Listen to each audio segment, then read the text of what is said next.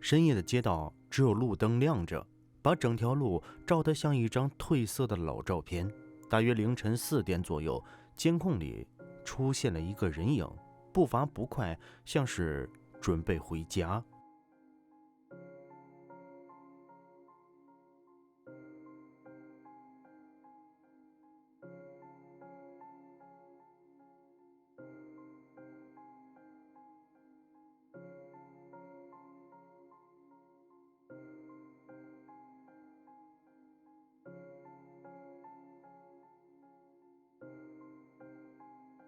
你注意到了吗？路灯的光照还在，人却消失得干干净净，没有车经过，没有人靠近，监控也没有任何讯号丢失的提示。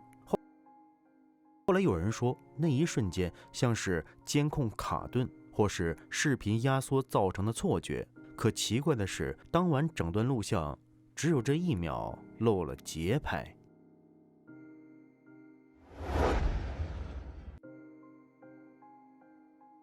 在这个世界上，有些画面至今无法用科学去解释，有些故事只敢在夜里轻声讲述。如果你看到这里能动动手指点个赞，我会在这里向你表示由衷的感谢。同时，如果你喜欢这种真实又惊悚的记录，也别忘了订阅频道并打开小铃铛。还有，你有什么想对我说的，请留言下来。你的一次点击就是支持我们继续揭开更多未知真相的力量。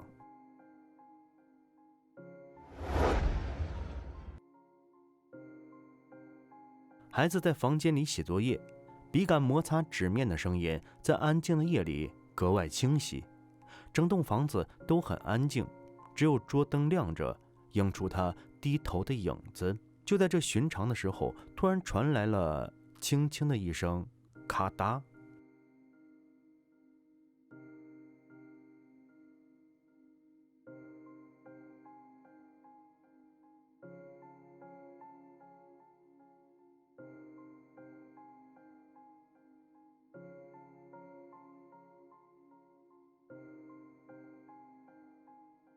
窗扣松开的瞬间，没有风，没有震动，就像是被谁从里面轻轻抬起。再看打开的窗户，整个画面没有抖动，没有外力，像是被什么人慢慢推开了一样。有人说可能是金属老旧松动，也有人说只是温度变化让锁扣弹开了。可奇怪的是，孩子说那晚做作业时一直听到有声音，这要怎么解释呢？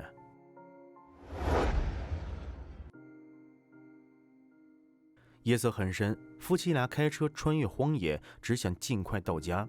路灯早已消失在身后，前方一片黑暗。就在这时，妻子忽然低声说：“你看前面，那是什么东西？” Guys, there's someone out there. It's like, what is that? Do you see that? What is that? Should we get closer? Okay, let's do it. No. Just go fast. Ew. What is that? See, it almost looks like it's looking at us. Let's get out of here. I don't know. Let's get out of here. Here, this way. I don't know. We're gonna have to back up out of here. Is that it again? Why does it look like it's following? I'm gonna roll the window down. Hello? Okay,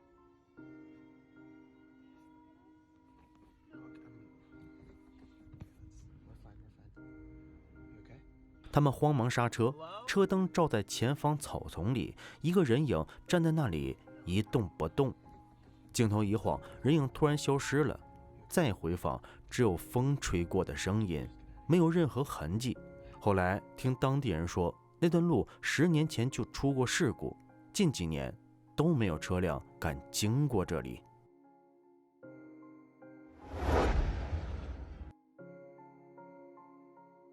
半夜11点半，男子刚下夜班，独自往家走，路上几乎没有车，风轻轻吹着，连狗叫声都没有。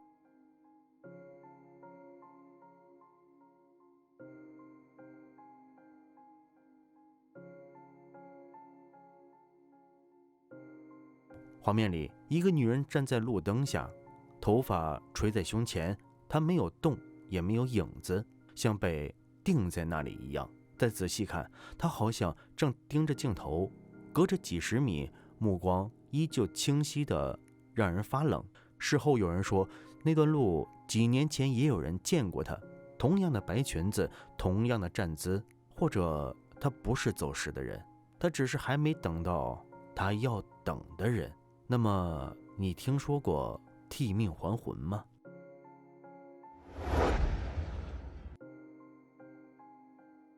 它是在医院的监控画面中被拍下的。医生们说那是一个平常的复苏过程，可谁也没想到这一幕后来会被传播全网。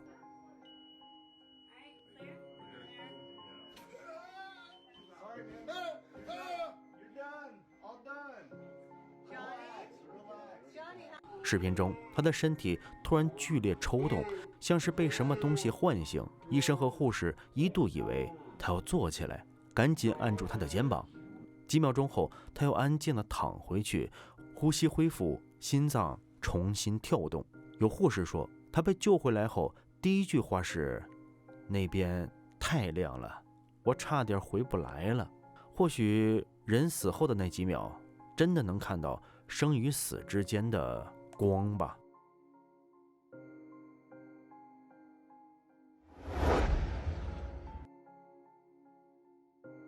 那天他们在墓地准备下葬，坑已经挖好，棺木放下，周围摆满鲜花。视频的拍摄者原本只是想记录仪式，可几秒钟后，镜头里的声音让所有人都停了下来。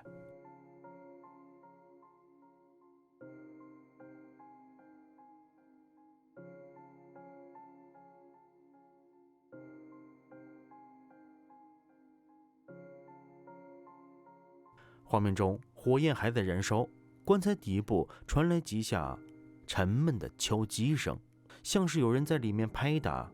紧接着，有人听见了呼叫声，声音嘶哑模糊，却清晰地从地下传出。有人说那是风声和木头燃裂的共鸣，也有人坚称那是他在下面最后的呼唤。无论真相如何，那一刻，所有在场的人都不再敢靠近。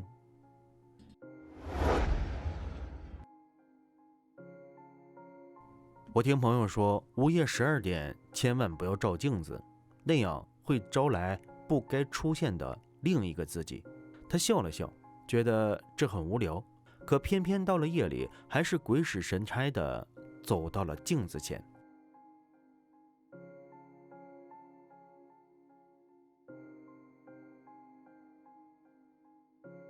注意看，诡异的一幕出现了，他明明出了布，镜子里却出了剪刀。那一刻，他的笑容僵住了，估计以后再也不敢做这样的事了。有人说那只是灯光延迟，也有人注意到镜子中手势的动作总比他提前那么0.01秒。午夜的镜子有时候映出的不只是影像，还有可能是另一个更可怕的东西。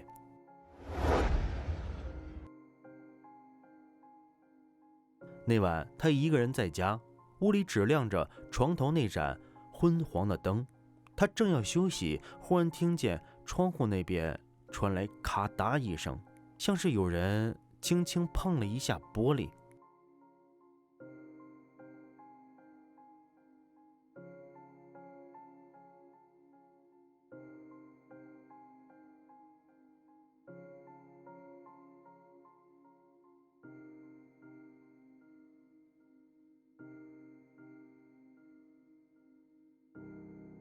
镜头里，一个老人把脸贴在窗边，脸色灰白，非常阴森。他一动不动地盯着屋里，好像要把他看穿。当他走到窗边时，老人又若无其事地看向别处，像什么都没发生一样。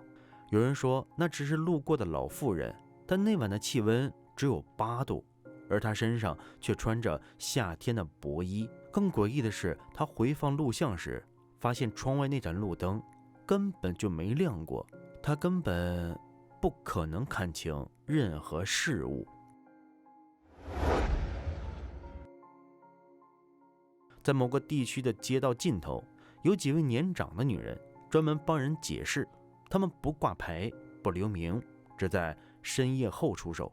拍摄者那晚偶然经过，一位老太正坐在藤椅上，面前的香炉火光正旺。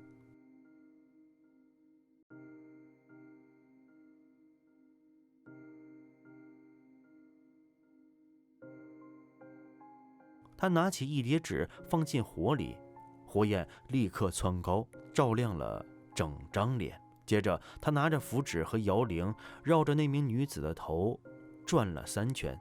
有人说那是驱邪的仪式，也有人说那是在替人挪运。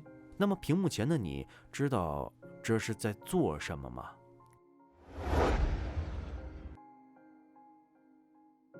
夜已经深了，客厅的灯还亮着，母亲坐在沙发上陪孩子玩，屋子里很安静，只听见积木碰撞的声音。窗外的风轻轻拍着纱窗，连空气都带着一点温度。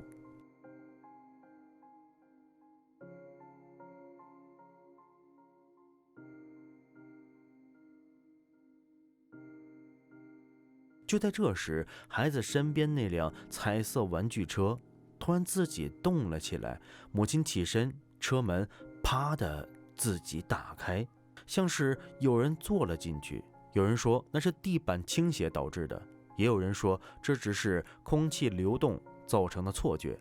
可奇怪的是，那晚之后，孩子就再也不肯在客厅玩了。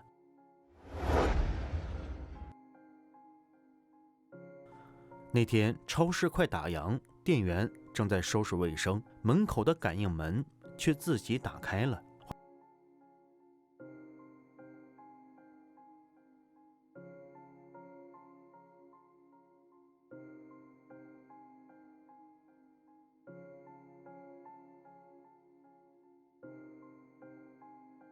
画面中，一个女人披着白色的头巾，脸色灰白，不动声色地向里面走去。摄像头一度自动对焦，但那张脸始终模糊不清。她的出现吓坏了正在干活的店员，两人看起来都很无措。有人说，那天附近的教堂刚举行完葬礼，而这个时间，超市的门口原本就不该有人经过。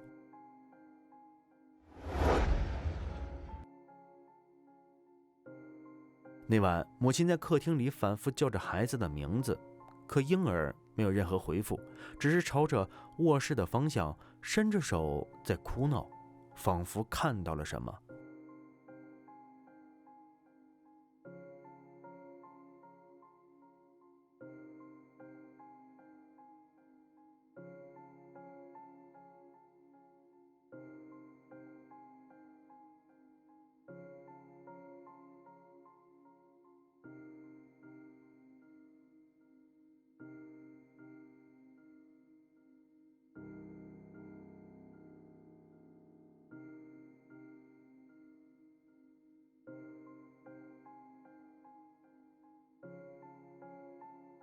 孩子正对着漆黑的房间，几秒钟后忽然哭了出来，像是被什么无形的东西吓到了。母亲以为只是幻觉，直到深夜查看监控，一道漆黑的人影缓缓飘过。第二天早上，婴儿床前的木栏上多出了几道手印，比孩子的手大得多。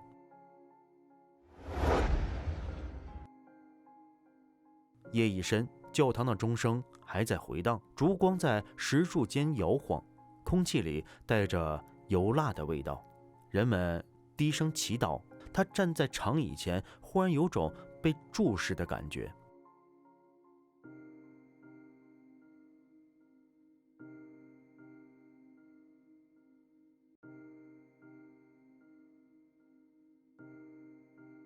镜头轻轻转向门口，一个光头的身影静静地站在那里。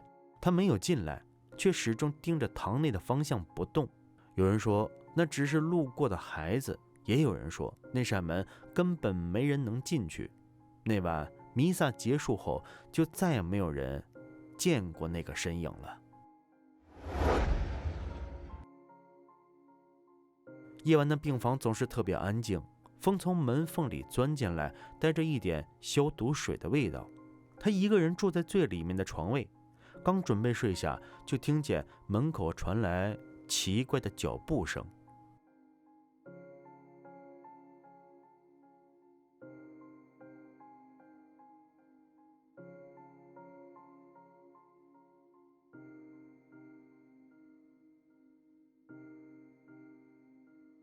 目光扫到门玻璃时，一个身穿病号服的人站在那里。他立刻追了上去，看到那人进了隔壁房间。可当他推门进去查看时，里面什么都没有。有人说那只是病人梦游而已，也有人说那一间病房早在2个月前就没人住了。那夜之后，他再也不肯关灯睡觉，只想要早点出院。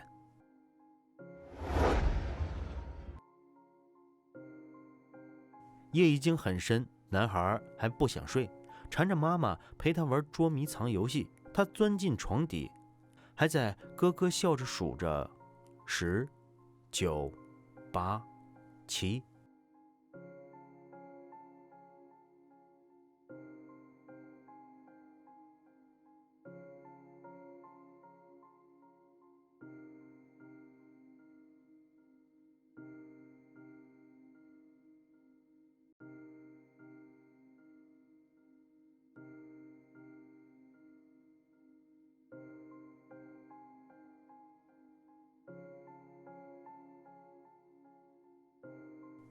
忽然，床底的阴影中出现了第2双眼睛，那双眼对着镜头闪着光。当男孩往外爬时，一只明显比他大的手伸出来，抓住了他的脚踝。有人说那只是光线的错觉，也有人说那房间绝对藏着一个人。后来，这个孩子再也不肯玩捉迷藏的游戏了。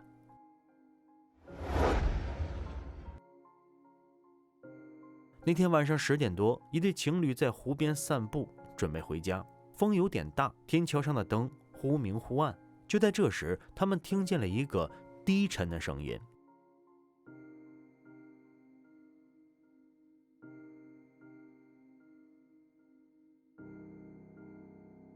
镜头对准楼梯的方向，栏杆里忽然出现了一个黑影，那张脸几乎看不清五官，既不像路人，也不像什么虚幻的人物。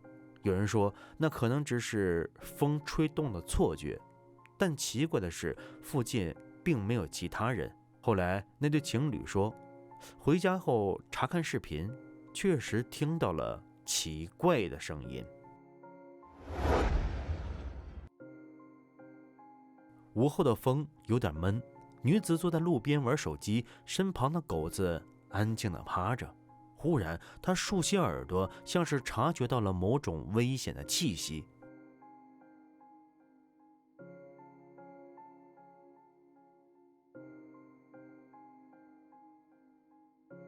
狗子猛地上前，咬住女子的裙角，试图把主人拖到一边。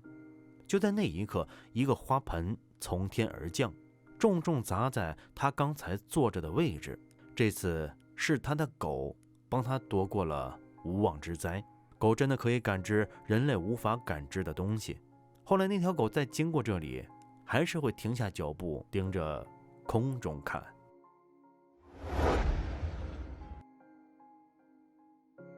午后的阳光很亮，女人独自在家，总觉得屋里有动静。她跟老公说，老公笑着说，大白天的能有啥呀？她不信邪，于是把手机放在地上，准备拍下证据。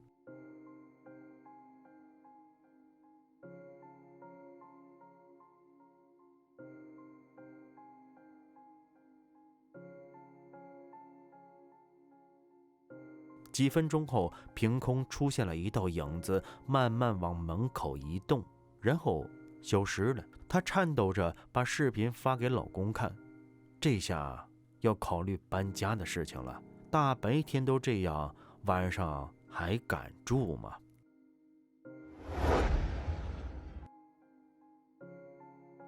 夜晚，他一个人在卧室拍舞蹈视频，音乐在屋子里回荡，从头到尾他都没有回过头。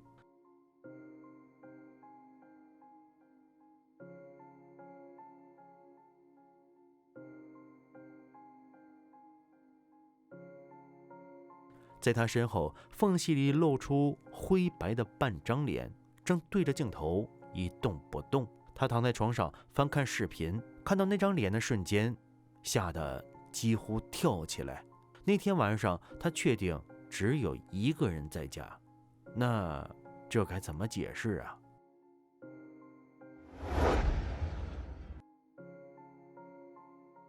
晚饭过后，情侣围在餐桌前闲聊，男人正替女友按摩肩膀，气氛轻松。